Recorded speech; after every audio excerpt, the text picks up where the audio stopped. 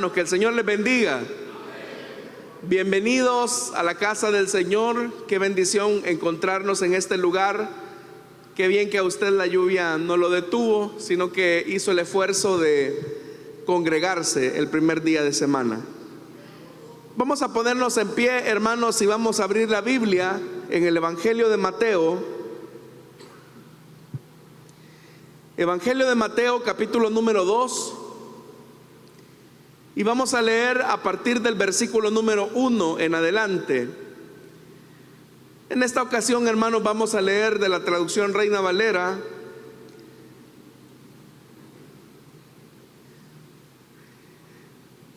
Dice la palabra del Señor. Evangelio de Mateo, capítulo 2, versículo 1.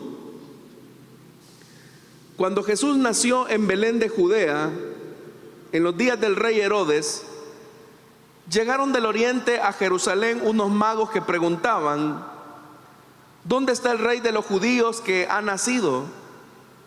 Pues su estrella hemos visto en el oriente y venimos a adorarlo. Al oír esto, el rey Herodes se turbó y toda Jerusalén con él.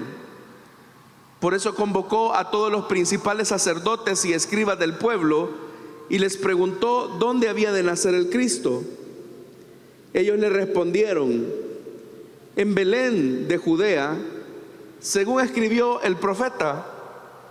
Y tú, Belén, de la tierra de Judá, no eres la más pequeña entre los príncipes de Judá, porque de ti saldrá un guiador que apacentará a mi pueblo Israel. Entonces Herodes llamó en secreto a los magos para cerciorarse del tiempo exacto en que había aparecido la estrella, y los envió a Belén diciéndoles: id allá y averiguad con diligencia acerca del niño, y cuando lo halléis, hacedmelo saber, para que también yo vaya a adorarlo. Ellos, después de oír al rey, se fueron, y la estrella que habían visto en el oriente iba delante de ellos hasta que al llegar se detuvo sobre el lugar donde estaba el niño. Al ver la estrella, se llenaron de gran alegría, y cuando entraron en la casa, vieron al niño con María, su madre, se postraron y lo adoraron. Luego abrieron sus tesoros y le ofrecieron presentes: oro, incienso y mirra. Pero como fueron avisados por revelación en sueños de que no volvieran a Jerusalén para informar a Herodes, regresaron a su tierra por otro camino. Amén. Hasta ahí dejamos la lectura, hermanos. Tengan la bondad de sentarse, por favor, esta mañana.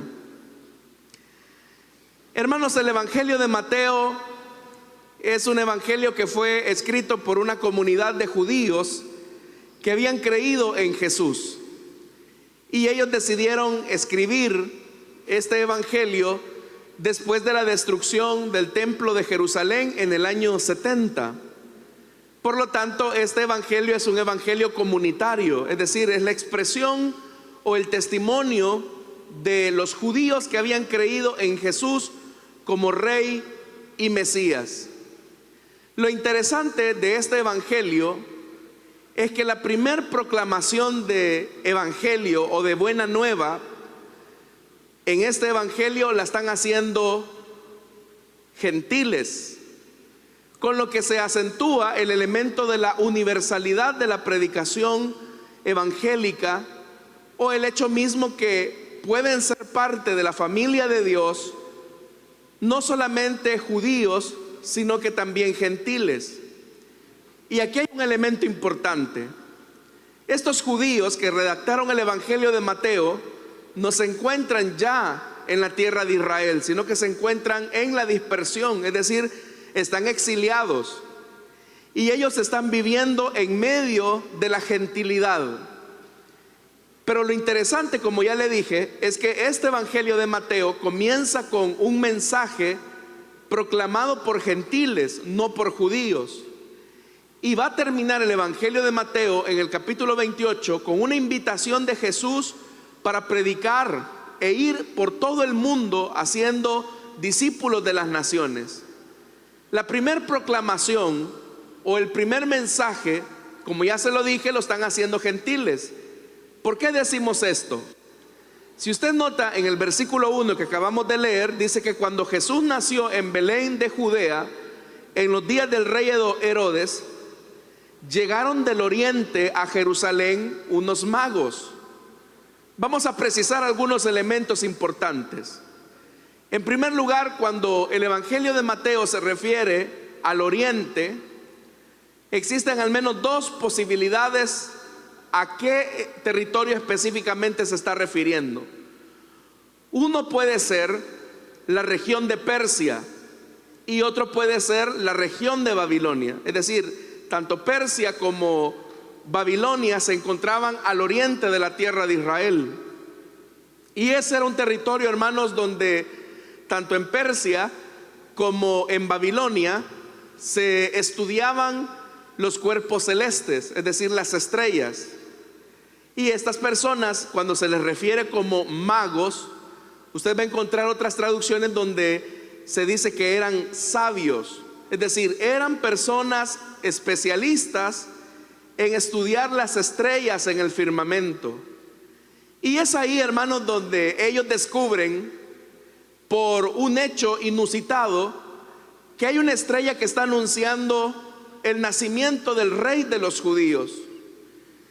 Y cuando ellos ven esa estrella que se vislumbra en el firmamento, ellos entienden que el rey de los judíos ha nacido.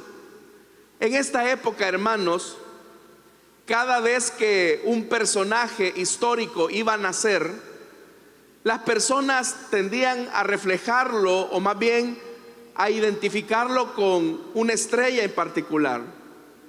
Por ejemplo, hay una tradición judía que dice que el día que Abraham nació, es decir, el padre de la fe nació en la región de Ur de los Caldeos, dice que ese día las personas que vieron el nacimiento de Abraham, al salir notaron una gran estrella.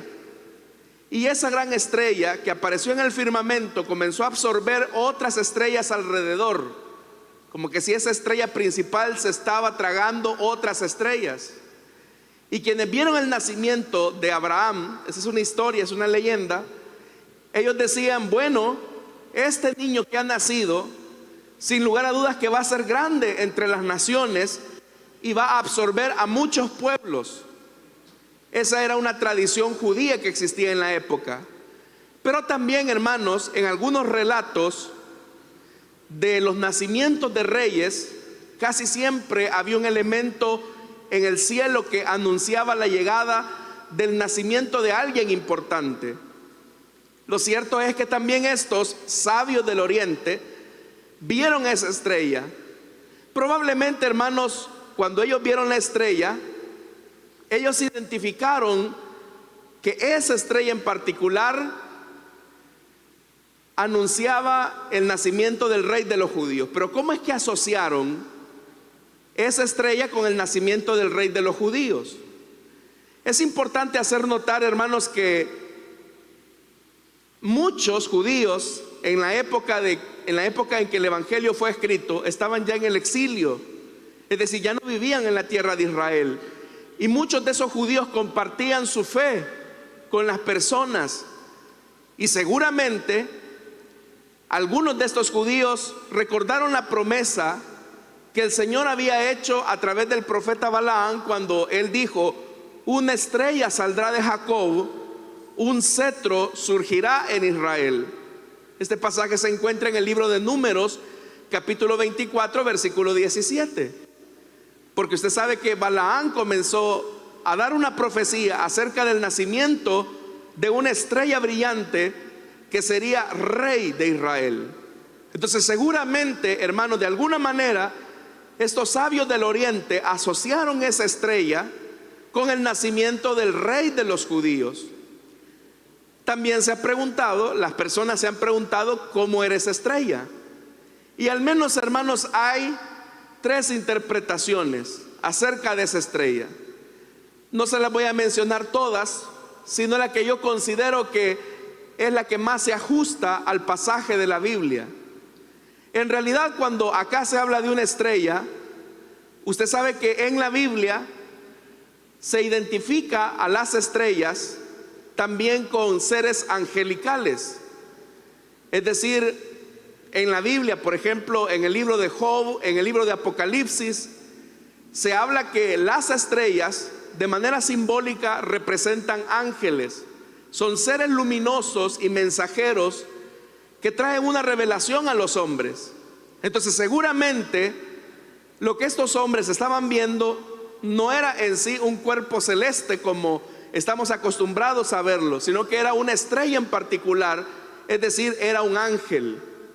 La razón de decir esto es porque, por ejemplo, en el Evangelio de Lucas, es un ángel el que guía a los pastores que se encontraban en las afueras, en las campiñas, y es ese ángel el que dirige a los pastores hermanos hacia Jesús.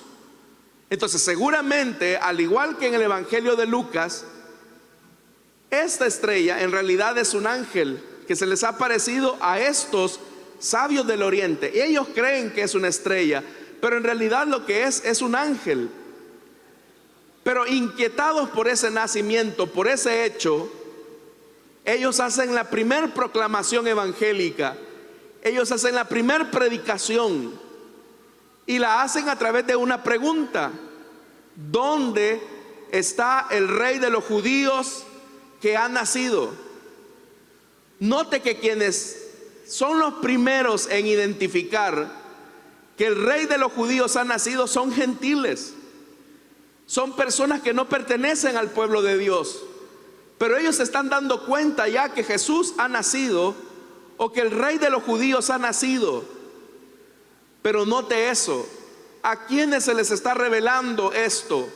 A gentiles, porque dice la Biblia que estos eran del oriente. Y ellos, cuando llegaron a la tierra de Israel, ellos comenzaron a preguntar entre las personas: ¿dónde está el rey de los judíos que ha nacido? Sabemos que hoy se ha cumplido la profecía, y eso significaba que el Mesías entonces ya estaba entre ellos. Pero aquellos hombres entusiasmados por querer conocer al rey de los judíos, sin darse cuenta van a provocar un alboroto en Jerusalén, porque dice que ellos inmediatamente dicen: ¿dónde está el rey de los judíos que ha nacido?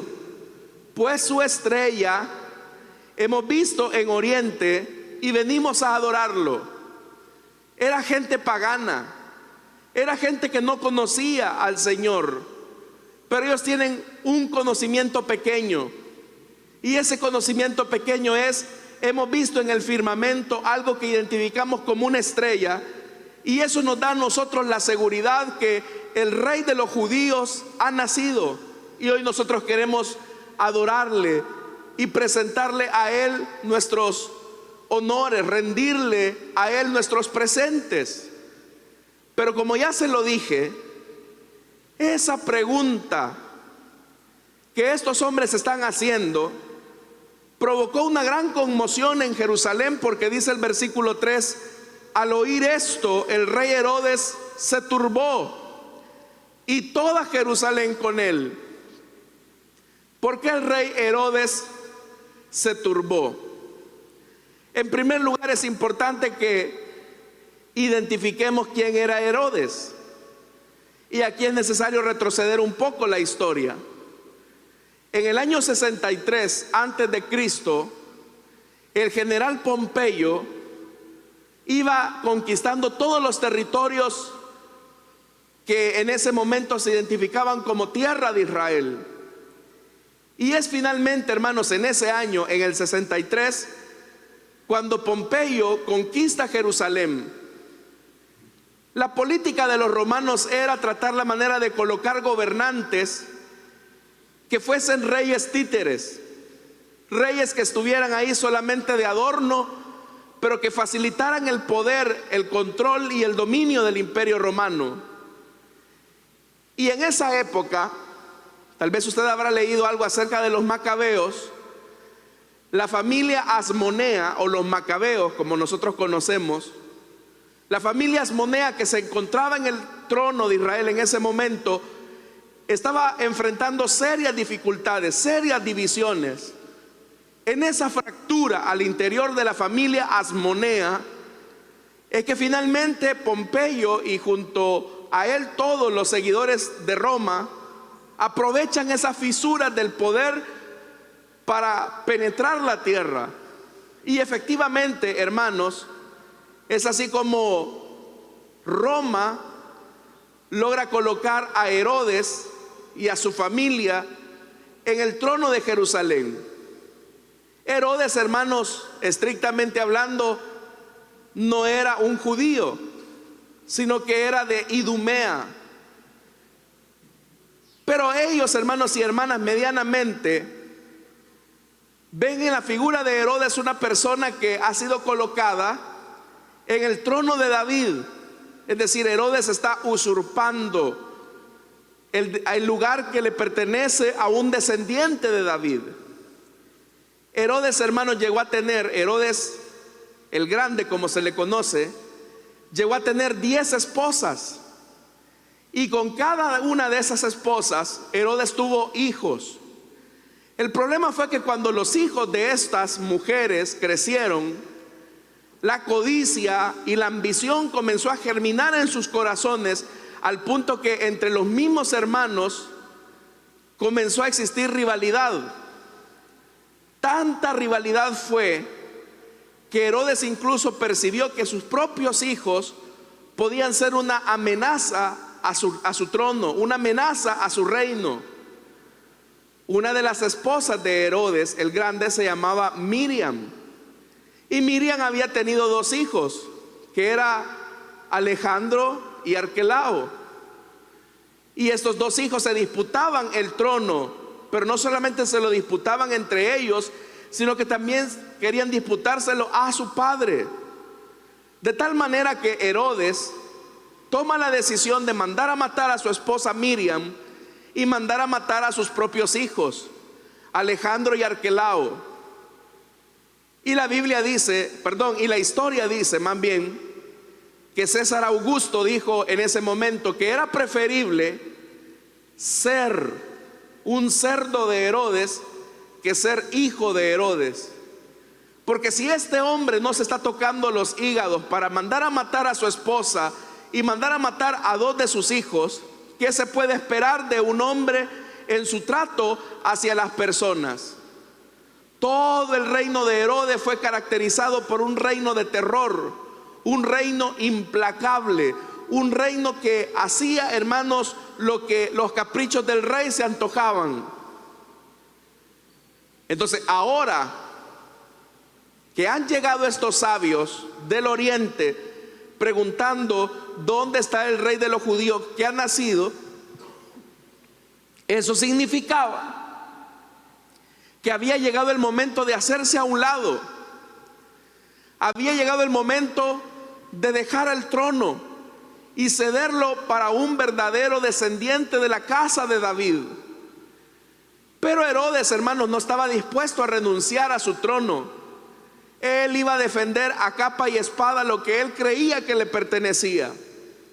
Y por eso es que dice la Biblia que él se turbó.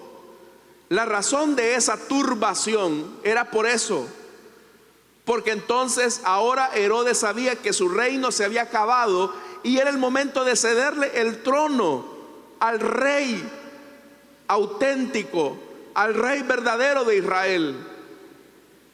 Entonces vea, la primer predicación vino de gentiles. Vino de los reyes del oriente que dicen: el rey de los judíos ha nacido, el Mesías prometido ya está en medio de nosotros. Pero la pregunta ya colocaba en un desafío a Herodes, y el desafío era: Herodes, hazte a un lado del trono, porque el verdadero rey ya nació, tú no eres el verdadero rey. La predicación del evangelio es igual. Hoy nosotros predicamos el evangelio y anunciamos a Jesucristo como el Señor de nuestras vidas. Eso es lo que predicamos, ¿verdad, hermanos? Que Jesús es Rey de Reyes. Y si estamos anunciando que Jesús es Rey de Reyes a las personas, es porque les estamos diciendo también a ellos que es tiempo que abandonen el trono de sus vidas, que es tiempo que se hagan a un lado, para que le den el lugar al verdadero rey. En el trono de las personas hay muchas cosas. En el trono de sus corazones pueden estar sentados ellos mismos. En el trono de sus vidas pueden estar sentados el dinero, el reconocimiento humano. En el trono de sus corazones pueden estar sus familias, una persona en particular. Pero cuando el evangelio de Jesucristo es anunciado, lo que se les está diciendo a las personas: ha llegado el momento que abandones el trono y le des el espacio a Jesús para que se siente en el trono de tu vida. Pero muchas personas, cuando escuchan esa invitación, también se turban en su corazón, porque ellos no están dispuestos a ceder el trono a Jesús. Ellos no están dispuestos a hacerse a un lado para que Jesús comience a gobernar sus vidas. Y por eso es que hacen hasta lo imposible por renunciar o evadir esa proclamación evangélica de que Jesucristo es el Rey y Señor de la vida. Las personas, hermanos, hacen lo imposible al punto que evaden la enseñanza del cristianismo, evaden la enseñanza de Jesús. Entonces ellos están de acuerdo con que se tenga una idea religiosa, pero cuando Jesús comienza a sentarse en el trono de sus vidas, es ahí donde ellos resienten el gobierno de Jesús. Y Herodes, hermanos y hermanas, es el vivo ejemplo de eso. Herodes no está dispuesto a cederle el trono a un supuesto rey, aun cuando la profecía bíblica anticipaba su llegada.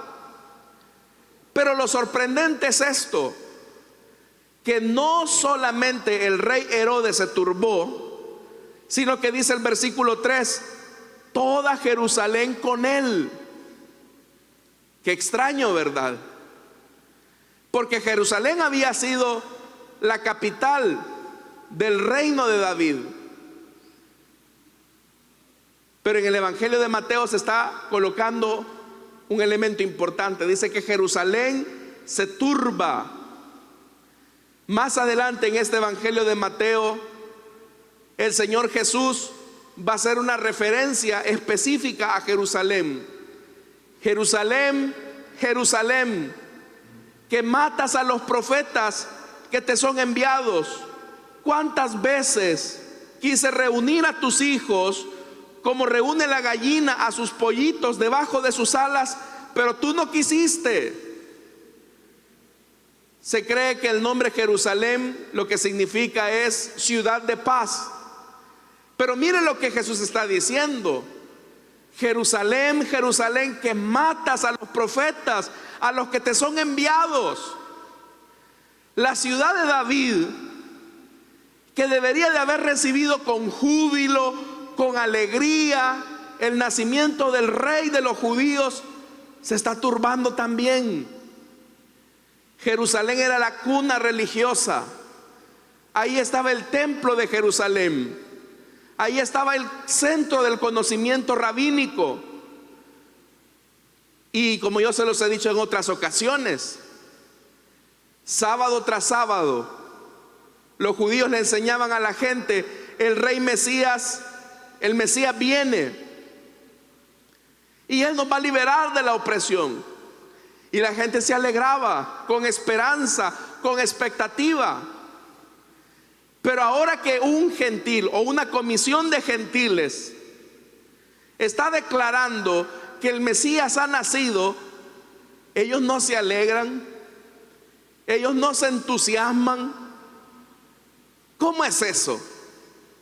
Si lo que ellos predican todos los sábados en sus sinagogas era que el Mesías iba a venir, ¿cómo es que ahora ellos no se están alegrando por esto? Sino que lo que está produciéndose es una turbación. ¿Sabe lo que conmocionó o turbó a Jerusalén ante este anuncio? Si ellos sabían que el rey Mesías había nacido, eso significaba que ahora ellos tenían que mostrar su lealtad no a Herodes, sino mostrar su lealtad al rey que había nacido. Pero ¿eso qué iba a significar? Eso iba a significar problemas. Eso iba a significar tener que enfrentarse al imperio romano, al poder en el turno del gobierno. Era asumir un riesgo. Cuando a nosotros también se nos predique el evangelio, el Señor espera que asumamos el riesgo de reconocerlo a Él como Señor y Rey de nuestras vidas. Por eso es, hermanos, que el evangelio, el cristianismo, es una invitación a asumir un riesgo por Jesús. Es una invitación para reconocer a Jesús como nuestro Señor. Pero ese reconocimiento de Jesús como Señor siempre nos va a poner en peligro frente a otras fuerzas que no están dispuestas a ceder su trono. El punto es que ahí hay dos caminos. El camino de la cobardía, que es simplemente mantener las cosas como están. Si el rey Mesías va a venir, que aparezca, que Él haga todo y Él derrote a Herodes. Pero nosotros no nos metamos. No vamos a reconocer al rey a no ser que Él nos liberte a nosotros primero. Pero para esto se necesitaba fe. Era pasar la lealtad de Herodes hacia el verdadero rey de los judíos. Cuando también, hermanos, se predica la palabra, en esa predicación de la palabra, uno le está diciendo a la gente que sus lealtades ya no van a estar a las cosas a las que antes amaban, sino que ahora su lealtad va a estar exclusivamente rendida al señorío de Cristo. Ya no se va a tener que seguir la misma ruta donde aceptábamos el gobierno de otras cosas en nuestra vida. Pero ¿sabe cuál es el problema de las personas? Que cuando se les dice a ellos que su lealtad ahora tiene que pasar a Jesús exclusivamente, eso va a suponer romper relaciones. Eso va a suponer tener que distanciarse incluso de ciertas personas que van a reñir contra nuestros principios. Eso va a suponer abandonar ciertas prácticas. Pero las personas no están dispuestas a eso. Por eso que cuando se les predica el evangelio, lo primero que se le viene a algunas personas es que si yo creo en Jesús, voy a tener que dejar a mis amigotes del barrio. Es que si yo creo en Jesús, ya no me voy a poder reunir con mi familia los fines de semana para tomar. Es que si yo creo en Jesús, yo sé que voy a tener que romper esta relación de noviazgo. Es que si yo creo en Jesús, ya no voy a poder hacer esto o lo otro. Pero detrás de ese razonamiento, lo que hay es colocar la lealtad que solamente debe de ser dirigida hacia Jesús, hacia un hombre, hacia una cosa, hacia una circunstancia.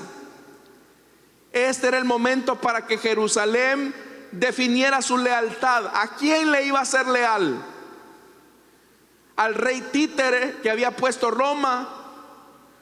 ¿A ese rey que lejos de apacentarlos como un pastor hace con las ovejas, lo que había hecho era bañar de sangre las calles de Jerusalén? ¿O le iban a ser leal al rey de reyes que Dios había enviado? Pero ellos deciden optar por lo primero. Ellos deciden serle leal a Herodes. Y mire, hermanos y hermanas, los primeros que traicionan al Mesías no son las prostitutas, no son los recaudadores de impuestos. Los primeros que traicionan a Jesús son los religiosos.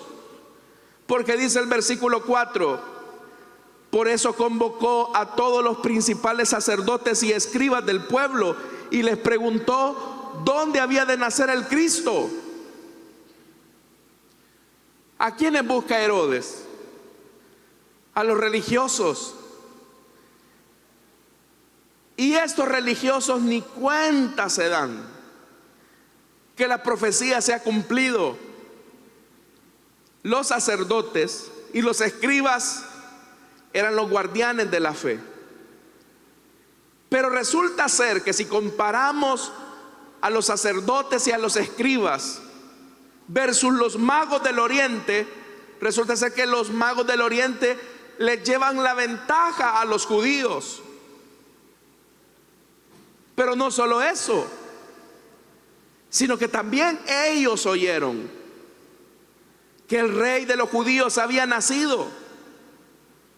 Y Herodes les pregunta: hey muchachos, una pregunta, ¿y a dónde es que iba a nacer el Cristo? Ah, no, dijeron ellos, si esa pregunta está un niño de escuela bíblica responde: en Belén de Judea, en Belén tiene que nacer el rey de los judíos. Por lo que dice el profeta: y tú, Belén de la tierra de Judá, no eres la más pequeña entre los príncipes de Judá, porque de ti saldrá un guiador que apacentará a mi pueblo Israel. Esa es la verdad. De Belén va a nacer el Cristo. Suficiente, dice. Ya oyeron lo que se anda diciendo en las calles de Jerusalén, que ha nacido el Mesías. En ese momento era para que los religiosos se distanciaran de Herodes y comenzaran a unirse a estos magos en la búsqueda del rey de los judíos. Pero ¿por qué no lo hacen? Porque cuando Herodes llegó al trono, uno de los beneficios que Herodes les proveyó a ellos es la construcción del templo o la ampliación del templo en Jerusalén. Y el trato era este: ni yo me meto con ustedes, ni ustedes se meten conmigo. Ustedes pueden aprovecharse de la fe de la gente y yo no me voy a meter con eso, pero ustedes respétenme a mí. Entonces, para los religiosos, que Jesús, el rey de los judíos, haya nacido no era una buena noticia. ¿Por qué razón? Porque eso significaba que aún a estos religiosos se les acababa el negocio. Y eso, hermanos y hermanas, es algo tan triste hoy en día, porque las personas, por un beneficio temporal, le dan la espalda a Jesús. Por un beneficio que va a pasar, traicionan a Jesús. Es que vea lo que yo le dije al principio. En el año 70 los romanos invadieron Jerusalén y destruyeron el templo. Aquellos que se suponía iban a cuidar de sus intereses son los que les están metiendo la daga por la espalda. Por eso bien dice el dicho, que mal paga el diablo a quien bien le sirve. Hay personas que cuando ven sus intereses puestos en peligro, deciden no rendir su voluntad a Jesús, porque dicen: es que si se dan cuenta en mi familia que yo me convertí al evangelio, me van a quitar la herencia. Es que si mi mamá se da cuenta que yo me convertí al evangelio, capaz que me saca de la casa. Yo recuerdo en una ocasión a un muchacho que me decía: hermano, ¿sabe lo que me dice mi mamá? Yo prefiero tener a un hijo borracho, cunetero, que tener un evangélico fanático en la casa. Y este muchacho sabía que la solución a su vida era tener un encuentro con Jesús.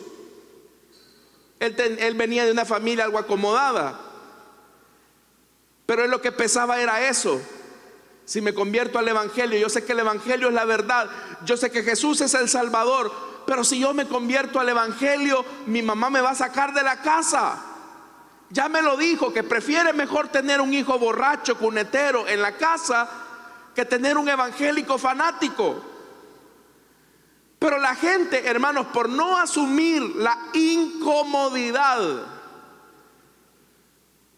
deciden darle la espalda a Jesús. Ahora yo le voy a decir algo. La verdadera fe en el Hijo de Dios siempre nos va a sacar de nuestra comodidad. Para que usted tenga una idea,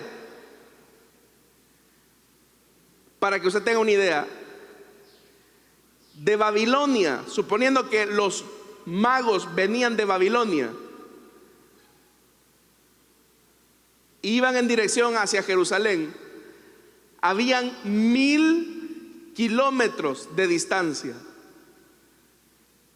Habían 1000 kilómetros de distancia de Babilonia hasta Jerusalén, y no había carro, mucho menos avión.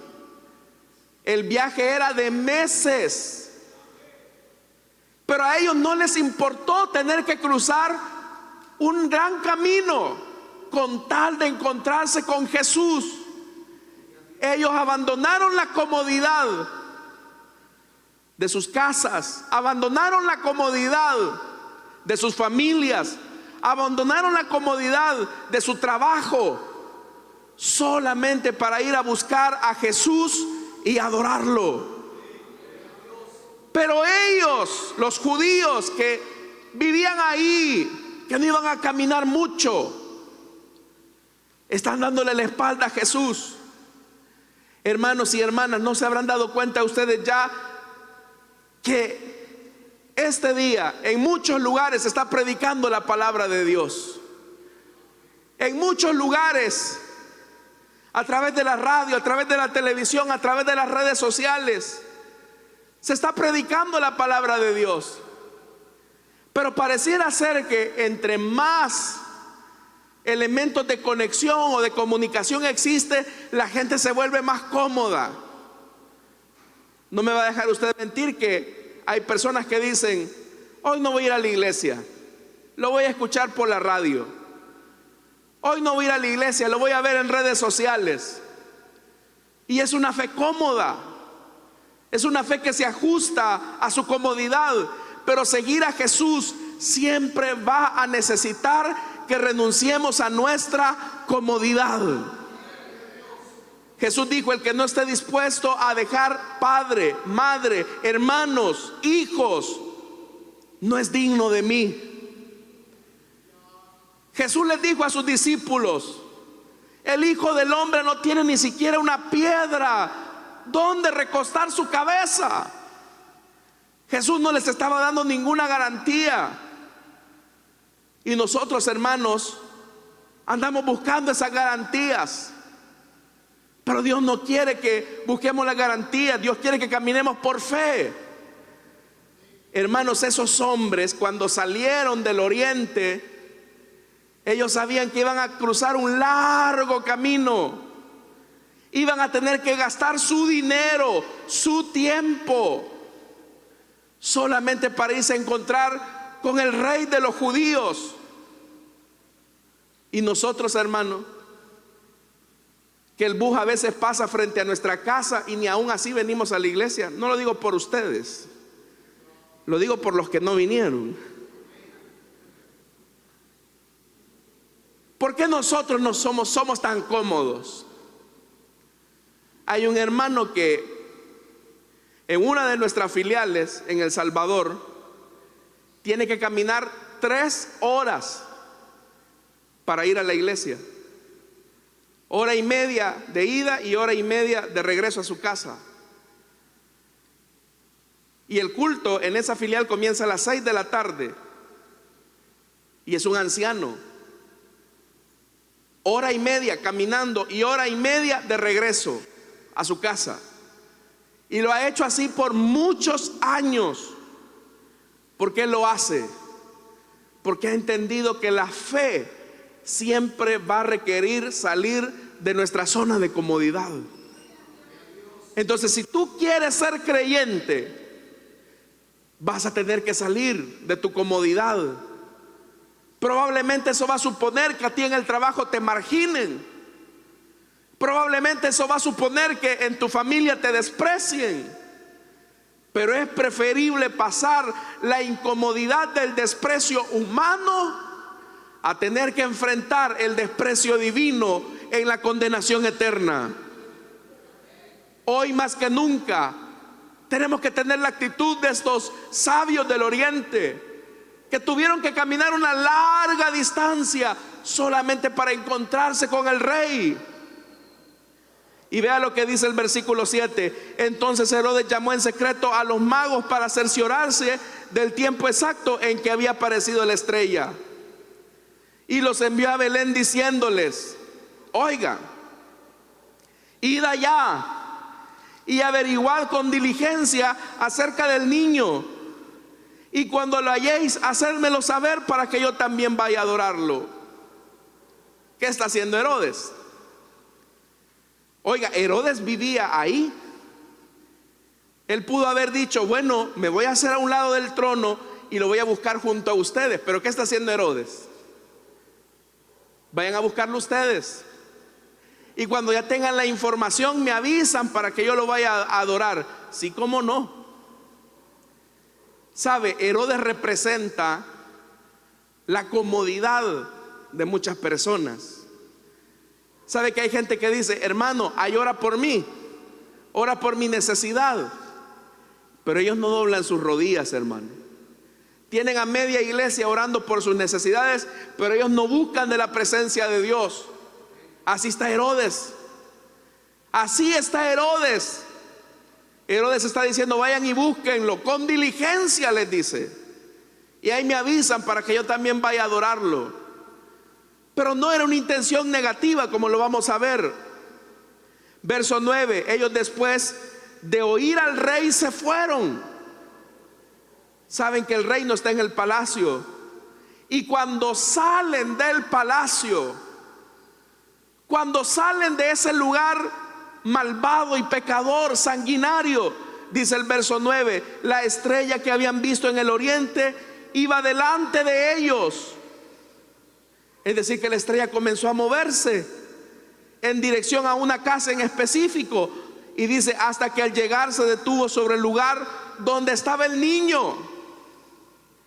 Al ver la estrella, se llenaron de gran alegría. ¿Por qué se llenaron de gran alegría? Porque la estrella se apagó cuando llegaron al palacio de Herodes. Porque ellos pensaron: bueno, si el rey de los judíos ha nacido, seguramente en el palacio está.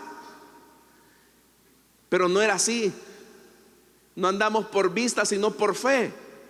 Ellos sacaron la conclusión, equivocada por cierto, pero al salir del palacio la estrella volvió a encenderse, y esa estrella los comenzó a guiar hacia Jesús. Hermanos, si nosotros también queremos vivir nuestro cristianismo a la luz de la palabra, vamos a tener que salir de esos lugares donde Herodes sigue gobernando, porque nuestra lealtad no puede ser hacia Herodes, nuestra lealtad debe de ser hacia Jesús. Y vea, cuando entraron en la casa, vieron al niño con María. Probablemente acá Jesús tenía 2 años ya. Su madre. Y dice que se postraron y lo adoraron. ¿A quiénes están adorando los magos, hermanos? A Jesús. Note que ahí no dice y los adoraron, no, lo adoraron. Luego abrieron sus tesoros y le ofrecieron presentes: oro, incienso y mirra. Por estas 3 cosas es que la gente dice que eran 3 magos. Eran 3 magos, pero eso no es cierto.